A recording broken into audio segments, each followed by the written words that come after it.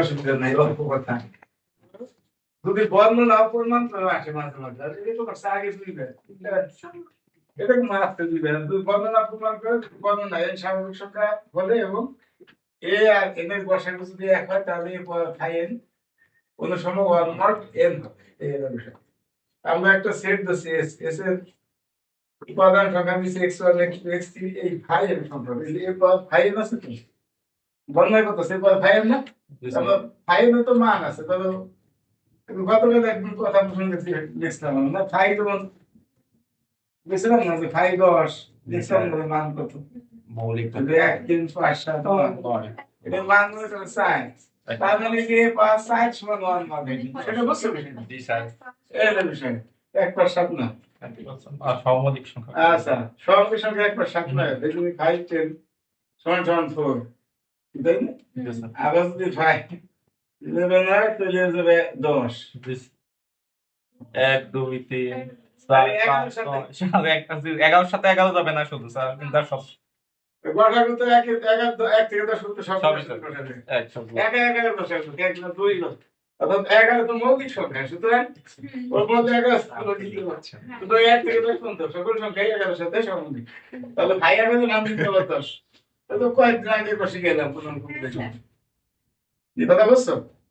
আচ্ছা, তাহলে আমাদের এই সংখ্যাগুলো নিচে কতগুলো ফাইন সংখ্যা। যদি ফাইন 10 হয় তাহলে x1 x2 x10 পর্যন্ত, বা যদি n এর মান 10 হয় তাহলে ফাইভ এর মান 4, তাহলে 4 পর্যন্ত নেব, x1 x2 x3 x4 পর্যন্ত।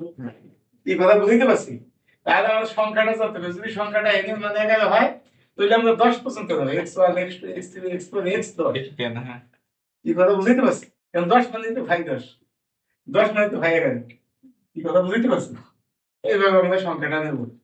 এখন বলছি যে এত একটি সহমৌলিক অবশেষ দল মডুলো n, তার মানে n দ্বারা ভাগ করলে আমাদের সহমৌলিক মানে ভাগ করে যে অবশেষগুলো হবে সেগুলো পরস্পর সহমৌলিক হবে, সেটা আর কি আমরা বললে আছি। এখন যদি a আর n এর গসাগু হয় না, a আর n এর গসাগু কত?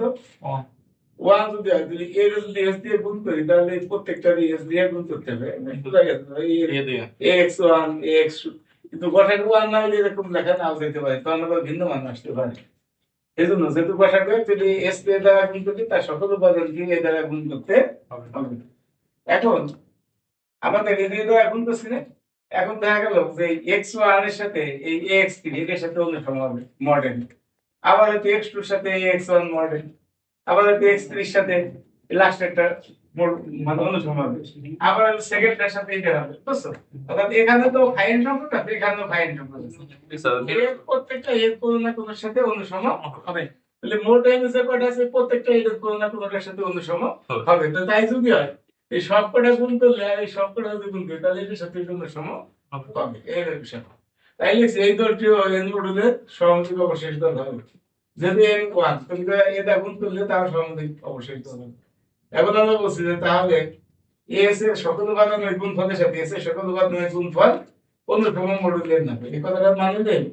অর্থাৎ তোমার x1 এর সাথে মনে করো যদি দ্বিতীয়টা হয়, হয়তো x3 এর সাথে প্রথমটা, হয়তো এটার সাথে এটা, এর যতগুলো আছে প্রত্যেকটা এটা প্রত্যেকটার সাথে, মানে এর তো ফাইন সংখ্যক আছে, এই প্রত্যেকটা ভাই এটা আছে এটার সাথে, এটা আছে এটার সাথে, এটা আছে বিশেষ সাথে, মানে এইভাবে এর যতগুলো আছে সবগুলো এর কোনো না কোনোর সাথে অনুসম হবে। তো তাই যদি এই সবকটা গুণ করলে এই সবকটা গুণ করলে তা তো এটা এই গুণফলের সাথে গুণফল অনুসম মডুলো n হবে।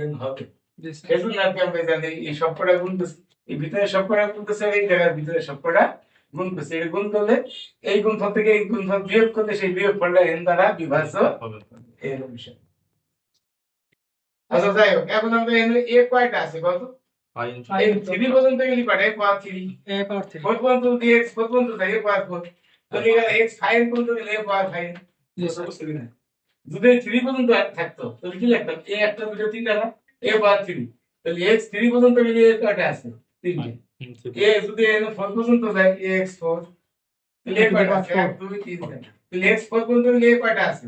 1 2 3 4, a পাওয়ার 4, তাহলে 5 পর্যন্ত গেলে a পাওয়ার 5, তাহলে 5 পর্যন্ত গেলে a পাওয়ার 5, আর বাকিগুলো থাকে গেলে x1 থাকবে, x2 থাকবে, x3 থাকবে, x4 থাকবে, x5 থাকবে, এগুলো একসাথে ঠিক আছে। আর তার পাশে যা আছে তাই, এখন এইটুকু আর এইটুকু এক না, জি স্যার বাদ দিয়ে দিছি। লেফট বাদ দিয়ে দিছি, ভাগ করে দিছি এই বিষয়। আসলে এই পাশে এটা আর ডান পাশে কোন। তাহলে কিন্তু পরিমাণ হয়ে গেছে। এইটুকু হলো ওয়াইলার উপপাদ্য এইটুকু। এখন পরে এই প্রশ্নের সাথে আবার একটা অংশ আসে যে গ্যাসটা আছে ওয়াইলার উপপাদ্য থেকে ফার্মার উপপাদ্য নির্ণয় করে। তো ফার্মার উপপাদ্য তো ওয়াইলার উপপাদ্য থেকে এর আমরা কি বলছি? এর স্বাভাবিক সংখ্যা। এই স্বাভাবিক সংখ্যাটা তো মৌলিক সংখ্যা হতে পারে। জি স্যার। যেমন সকল মৌলিক সংখ্যাই কিন্তু স্বাভাবিক স্বাভাবিক সংখ্যা। সংখ্যা। সকল স্বাভাবিক সংখ্যা মৌলিক সংখ্যা মৌলিক কত? হয়। দুই এটা স্বাভাবিক সংখ্যা। মৌলিক সংখ্যা 5 আছে স্বাভাবিক। মৌলিক সংখ্যা 11 আছে স্বাভাবিক। মৌলিক সংখ্যা আছে 13 আছে 17 আছে 19 আছে 23 আছে 29 আছে সব কি স্বাভাবিক সংখ্যা? জি স্যার। সকল মৌলিক সংখ্যাই স্বাভাবিক। আমি বলছি স্বাভাবিক সংখ্যাটা যদি মৌলিক সংখ্যা হয় তাহলে আমরা ধরলাম n সমান p। p তো প্রাইম মানে কি প্রাইম নাম্বার। মৌলিক সংখ্যা ইংরেজিতে বলে প্রাইম নাম্বার। এই জন্য p লিখছি। তাহলে তাই যদি হয় তাহলে এখন তাহলে ওয়াইলের উপপাদ্য থেকে আমরা পাই করতে দাও n ছিল an1 এর তাই যদি p পাঠাই ap1 জি স্যার। ap1 এর জন্য কত হবে পাওয়ার ইজ 5p তাই তো জি স্যার। পাওয়ার এদের জায়গা p বসে an1 হলে পাওয়ার 5n তাই ap1 হলে পাওয়ার 5p স্যার যে জায়গা n ছিল সব জায়গা p বসে হ্যাঁ, p পাঠাবে। এখন p যদি মৌলিক সংখ্যা হয় তাহলে ওয়াইলের ফাংশন 5p সমান p মাইনাস হয়ে যাবে 11 মৌলিক সংখ্যা না কত হইছে 10 10 এক কম হইছে না কেন জি স্যার। 5 5 কত চারটা হবে স্যার 1 2 3 5 5 4 না জি স্যার। 4 মানে কত 5 মাইনাস 1 এক আরে 10 মানে কত 11 মাইনাস এক। তাহলে মৌলিক সংখ্যা যদি হয় এইটা ভাইবার সমান একটু ধরে কইতে পারবি মৌলিক সংখ্যা না আমি সাদা প্রশ্ন করে এক্সটার্নাল আছে এই যদি মৌলিক সংখ্যা হয় তাহলে 5 কি করতে হবে তোমার তো সব হিসাব করে পাওয়া লাগবে স্যার কি মান দেন দিলি কেন দেখো সেই তো ব্যাপার কিন্তু কি মান তো লাগবে না p মাইনাস কি মৌলিক সংখ্যা তো 5 এর মান কি মাইনাস এর সাথে কি মাইনাস কোন ছাত্র পারে না তো কেউ পারে না কেউ পেশা কি একটা মান দেন তাহলে যদি বুঝবেন মান তো দেওয়া লাগবে না লাগবে পি মৌলিক সংখ্যা দিয়ে 5 কি কথা হবে পি মাইনাস সেটা আমরা দেখছি পি মৌলিক সংখ্যা হবে পয়লা ফাংশন 5 কি সমান পি মাইনাস তাহলে আমি এই জায়গা তাহলে লিখলাম যত A P equal to 1 is the utilize আছে 5 এর মানে তো পি মাইনাস 1 বসাই দিলাম বসাই দিয়ে এই তো আইডাল এটাই তো ফাংশন উপপাদ্য তো কিছুক্ষণ আগে আমরা বলছি না ফাংশন উপপাদ্য এটা লিখছিলাম না এই পি মাইনাস 1 কি ফাংশন উপপাদ্য 5 হইলি পয়লার উপপাদ্য তাহলে এখন এটা ফাংশন উপপাদ্য পেয়ে গেলাম তাহলে পয়লার উপপাদ্য থেকে ফাংশন উপপাদ্য আমরা পেয়ে গেলাম কি বলো